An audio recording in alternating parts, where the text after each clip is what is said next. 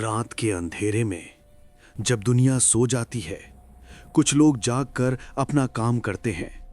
Night shift workers अकेले सुनसान जगह पर, जहां हर एक आवाज उन्हें डराती है। आज की कहानी एक ऐसे ही इंसान की है जिसने अपनी नाइट शिफ्ट में कुछ ऐसा देखा।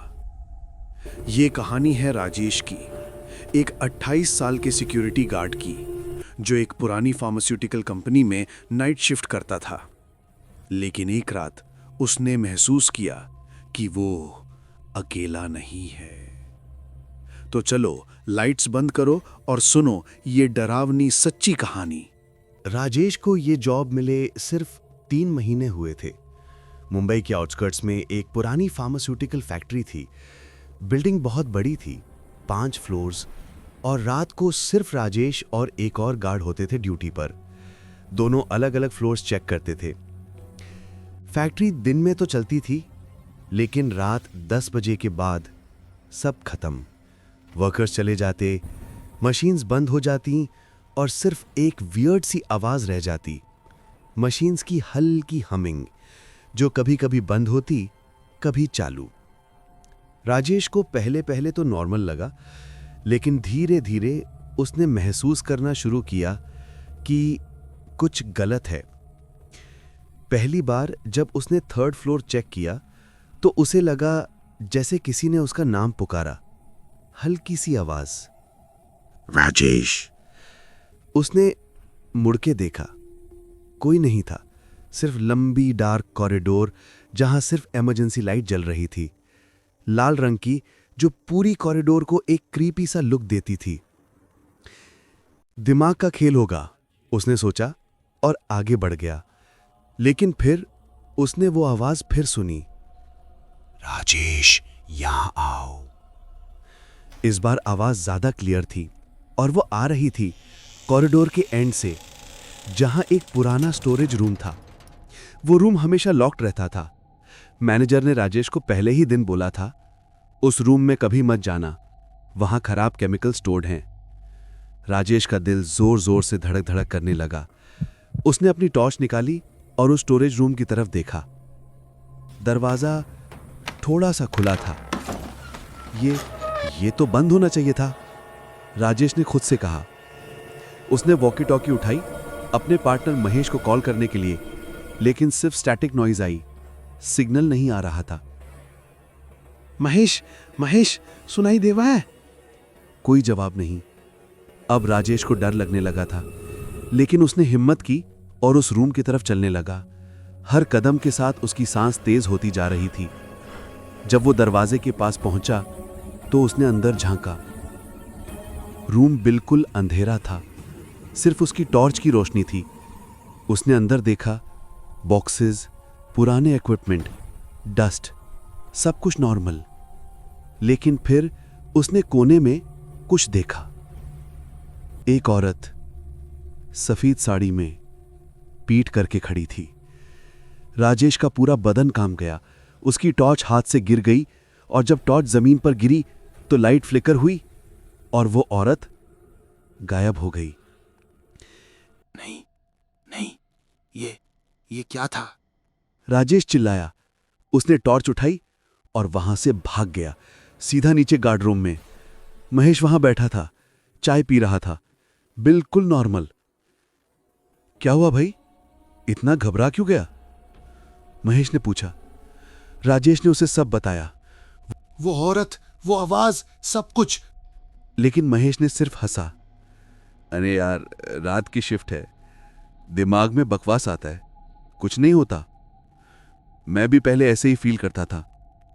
लेकिन राजेश को यकीन था कि उसने कुछ देखा था, वो कोई हेलुसिनेशन नहीं थी। महेश, तू कभी 3rd फ्लोर पे गया है? राजेश ने पूछा। महेश का चेहरा थोड़ा बदल गया। उसने नीचे देखा और धीरे से कहा, मैं कभी 3rd फ्लोर नहीं चाहता। मुझे मैनेजर ने बोला था सिर्फ ग्राउंड और 1st फ्लोर चेक करो, बाकी तेरे ड्यूटी में आता है। क्यों, वहां क्या है? महेश ने कुछ नहीं कहा। बस अपनी चाय पी रहा था। लेकिन राजेश को लगा वो कुछ छुपा रहा है। थोड़ी देर बाद महेश ने फाइनली बोला, देख, मुझे ज्यादा नहीं पता, लेकिन ये फैक्ट्री पहले कुछ और थी। यहां कोई लैब था जहां एक्सपेरिमेंट्स होते थे। करीब 10 साल पहले यहां एक एक्सीडेंट हुआ था। कुछ केमिकल लीक हो गया था और 3 वर्कर्स मर गए थे। उनमें से एक लड़की थी, साइंटिस्ट थी। उसका नाम था प्रिया। राजेश की रूह कांप गई और उस लड़की को 3rd फ्लोर पे ही मिला था, स्टोरेज रूम में। राजेश को अब सब समझ आ रहा था। वो औरत सफेद साड़ी में, वो प्रिया थी। तो वो सच में थी? राजेश ने पूछा। महेश ने कुछ नहीं कहा, बस सर हिलाया।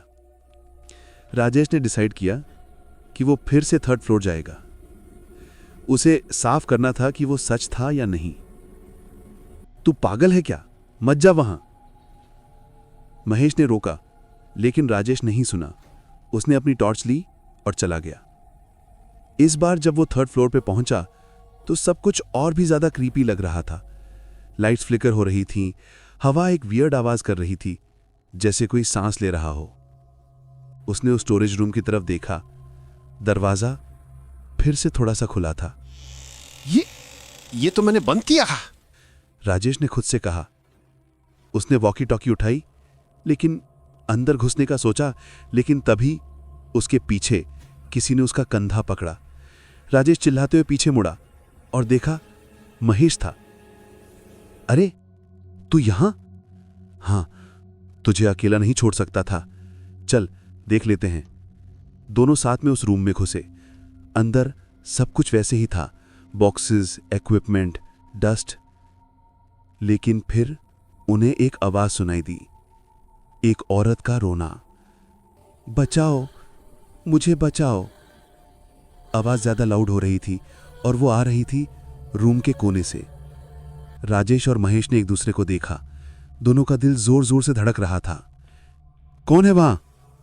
महेश ने टॉर्च से वो कोना चेक किया और तभी उन्हें दिखा। वो औरत प्रिया, सफेद साड़ी में, पर अब उसका चेहरा दिख रहा था। उसका चेहरा जला हुआ था, आंखें बिल्कुल सफेद, बाल बिखरा हुआ, और वो सीधा राजेश की तरफ देख रही थी। तुम यहां क्यों आए? प्रिया ने कहा। उसकी आवाज बिल्कुल भारी थी, जैसे वो बहुत तकलीफ में हो। राजेश बोलने की कोशिश कर रहा था, लेकिन आवाज ही नहीं निकल रही थी। मैं यहां से जा नहीं सकती जब तक मेरे साथ जो हुआ वो सबको पता न चल जाए। क्या हुआ था तुम्हारे साथ? महेश ने पूछा। प्रिया ने अपनी कहानी शुरू की। मैं यहां साइंटिस्ट थी, एक एक्सपेरिमेंट चल रहा था, नई मेडिसिन बनाने की। लेकिन मेरे सीनियर्स, उन्होंने गलत तरीके यूज किए। उन्होंने रूल्स तोड़ा। जब मैंने प्रोटेस्ट किया तो उन्होंने मुझे यहां इस रूम में बंद कर दिया और फिर एक केमिकल लीक करवा दिया। मैं जिंदा जल गई यहां इस कमरे में। राजेश और महेश की रूह कांप गई और उन्होंने सबको बोला कि ये एक्सीडेंट था, लेकिन ये मर्डर था। तुम्हें क्या चाहिए? राजेश ने पूछा।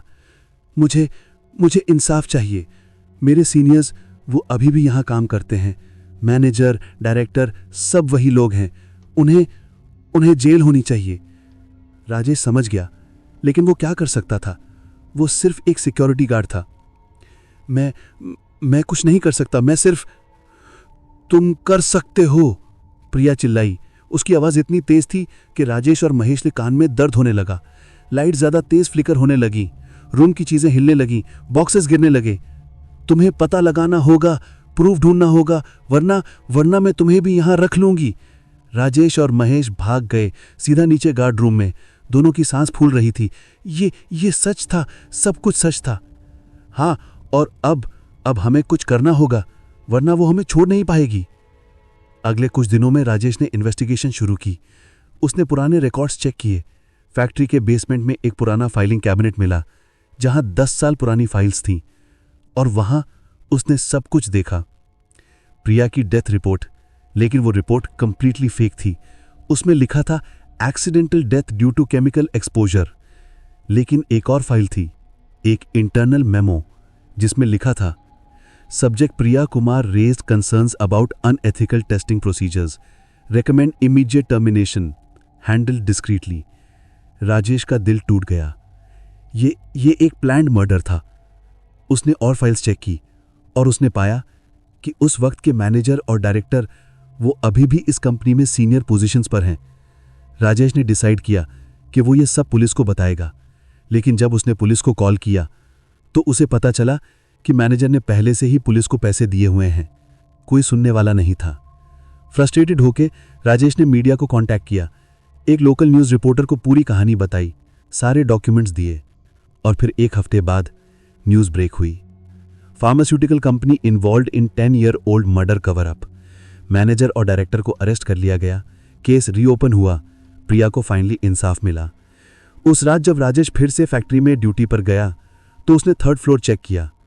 वो स्टोरेज रूम अब बिल्कुल शांत थी, कोई आवाज नहीं, कोई प्रेजेंस नहीं। लेकिन जब राजेश जाने लगा तो उसने महसूस किया जैसे किसी ने उसके कंधे पर हाथ रखा। उसने पीछे मुड़ के देखा, लेकिन कोई नहीं था। लेकिन उसने एक हल्की सी आवाज सुनी, शुक्रिया। और फिर एक ठंडी हवा चली और राजेश को महसूस हुआ कि प्रिया अब शांति से चली गई है। लेकिन कहानी यहां खत्म नहीं होती। 1 महीने बाद राजेश को एक अजीब पैकेज मिला। आज भी अगर आप उस फैक्ट्री के पास से गुजरते हो रात को, तो आपको 3rd फ्लोर की खिड़की में एक औरत दिखेगी, सफेद साड़ी में, सीधा आपको देखते हुए। और अगर आप रुके और वहां चले गए तो शायद आप भी वापस ना आ पाओ। तो ये थी आज की कहानी राजेश की, एक नाइट शिफ्ट वर्कर की जिसने अपनी जॉब करते हुए सच का सामना किया। ये कहानी हमें सिखाती है कि कभी कभी हमारी रोज की जिंदगी में कुछ ऐसे राज छुपे होते हैं जो सामने आना चाहते हैं। तुम्हें ये कहानी कैसी लगी कमेंट में जरूर बताओ। और अगर तुम्हारे साथ भी कभी कोई ऐसी क्रीपी एक्सपीरियंस हुई है तो शेयर करो।